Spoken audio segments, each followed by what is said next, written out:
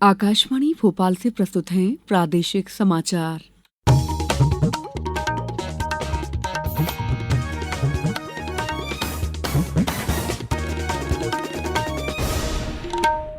नमस्कार, समाचारों के साथ मैं दीपा सिंह। सबसे पहले मुख्य समाचार। उद्योग और रोजगार वर्ष की थीम पर मनाया जाएगा प्रदेश का स्थापना दिवस। राज्य स्तरीय स्वच्छता समग्र समारोह आज, मुख्यमंत्री प्रदान करेंगे स्वच्छता सम्मान। प्रदेश के सभी विश्वविद्यालयों को अगले 5 साल का रोड मैप तैयार करने के निर्देश। और खंडवा में राष्ट्रीय किशोर सम्मान समारोह में आज मुख्यमंत्री गीतकार प्रसून जोशी को करेंगे सम्मानित। अब समाचार विस्तार से। मुख्यमंत्री डॉक्टर मोहन यादव ने कहा है कि 1 नवंबर को प्रदेश का स्थापना दिवस उद्योग और रोजगार वर्ष की थीम पर मनाया जाएगा। आत्मनिर्भर भारत और आत्मनिर्भर मध्यप्रदेश को लेकर हुए नवाचारों और विशेष गतिविधियों का प्रभावी रूप से प्रस्तुतिकरण भी किया जाएगा।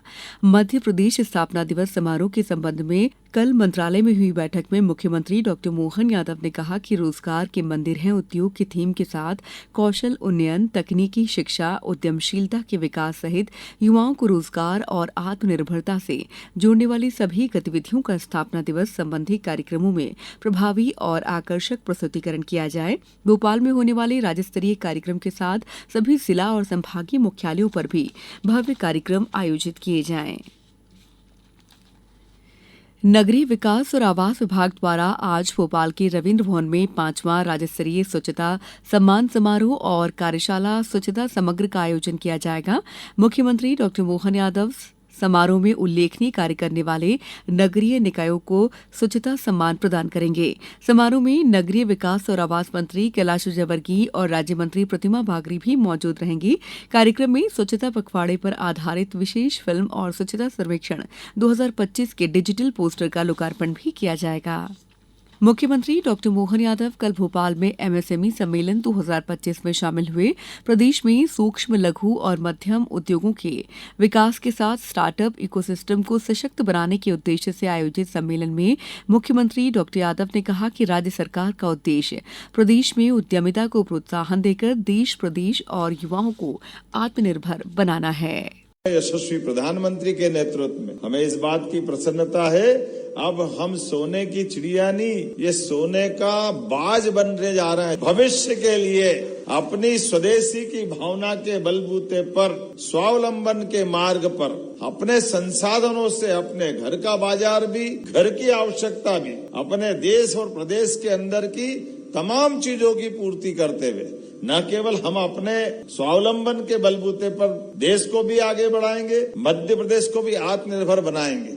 इस मौके पर मुख्यमंत्री डॉक्टर यादव ने सूक्ष्म, लघु और मध्यम उद्यम विभाग की योजना के तहत 700 एमएसएमई इकाइयों को सिंगल क्लिक से करीब 200 करोड़ रुपए की प्रोत्साहन सहायता राशि भी वितरित की। केंद्रीय पर्यावरण, वन और जलवायु परिवर्तन मंत्री भूपेंद्र यादव ने कल ब्राजील के ब्राजीलिया में COP30 पूर्व मंत्रिस्तरीय गोलमेज सम्मेलन में भाग लिया।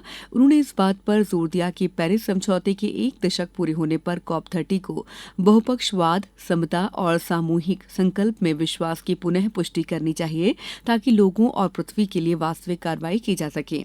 श्री यादव ने विस्तार से बताया कि कैसे प्रधानमंत्री नरेंद्र मोदी के नेतृत्व में भारत कार्य उन्मुख और सहकारी बहुपक्षवाद को मूर्त रूप देने वाले घरेलू और अंतर्राष्ट्रीय पहलों के माध्यम से समाधान का हिस्सा रहा है।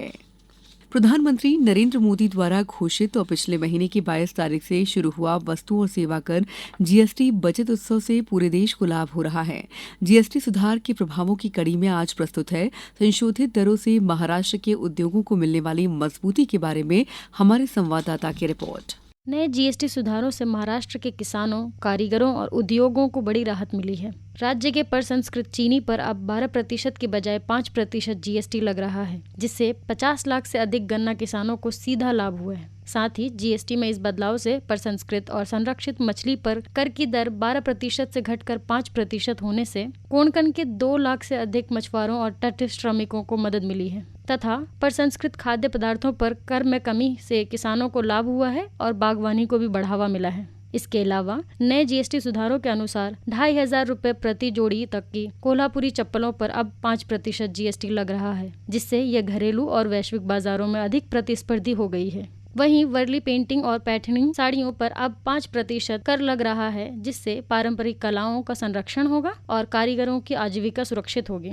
इन सुधारों से राज्य की अर्थव्यवस्था को बढ़ावा मिलेगा तथा लोगों को रोजगार मिलेगा। रोहन के साथ दिलनशी आरजू, आकाशवाणी समाचार, दिल्ली। मुख्यमंत्री डॉक्टर मोहन यादव ने कहा है कि प्रदेश के सभी यूनिवर्सिटी कैंपस और अन्य उच्च शिक्षण संस्थान विश्व स्तरीय बनाए जाएं। ये सभी संस्थान आईटीआई, आईआईएम और अन्य राष्ट्रीय संस्थानों की तर्ज पर विकसित किए जाएं। सिर्फ सैद्धांतिक ज्ञान नहीं, सभी विश्वविद्यालयों और महाविद्यालयों में रोजगार परक और बहुउद्देशीय विषय और कोर्सेज प्रारंभ किए जाएं। मुख्यमंत्री डॉक्टर यादव कल मंत्रालय में उच्च शिक्षा विभाग और प्रदेश के सभी विश्वविद्यालयों और महाविद्यालयों में रोजगार परक नवीन विषय प्रारंभ करने के संबंध में आयोजित बैठक को संबोधित कर रहे थे। मुख्यमंत्री डॉक्टर यादव ने प्रदेश के सभी विश्वविद्यालयों के कुल गुरुओं को निर्देशित किया है कि वे सभी अपने विश्वविद्यालयों का अगले 5 साल का रोड मैप तैयार करें।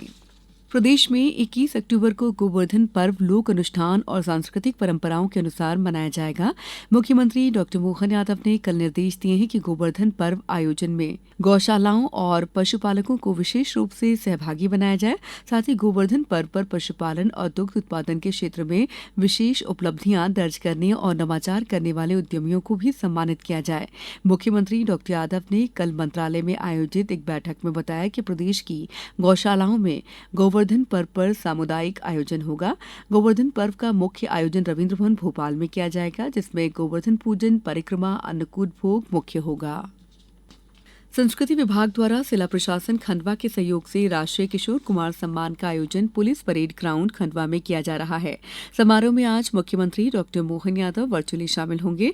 इस मौके पर मुख्यमंत्री डॉक्टर यादव वर्ष 2024 के राष्ट्रीय किशोर कुमार सम्मान से मुंबई के सुविख्यात गीतकार प्रसून जोशी को विभूषित करेंगे। समारोह में संगीत के साधक और कला प्रेमी श्रोताओं का प्रवेश निःशुल्क रहेगा।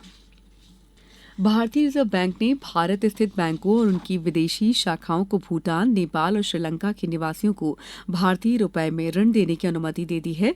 इसके अतिरिक्त आरबीआई ने विदेशी मुद्रा खातों में अप्रयुक्त धनराशि की प्रत्यावर्तन अवधि 1 महीने से बढ़ाकर 3 महीने कर दी है।